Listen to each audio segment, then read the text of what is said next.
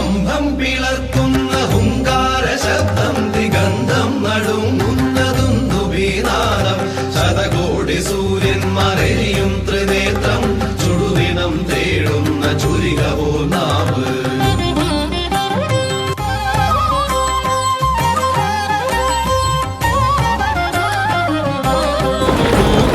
നരനല്ല മൃഗമല്ല നരസിംഹരൂപം രാവല്ല പകലല്ല നിറസന്ധ്യ നേരം അകമല്ല പുറമല്ല ഉമ്മറപ്പടിയിൽ വിണ്ണല്ല മണ്ണല്ല തിരുമടിത്തട്ടിൽ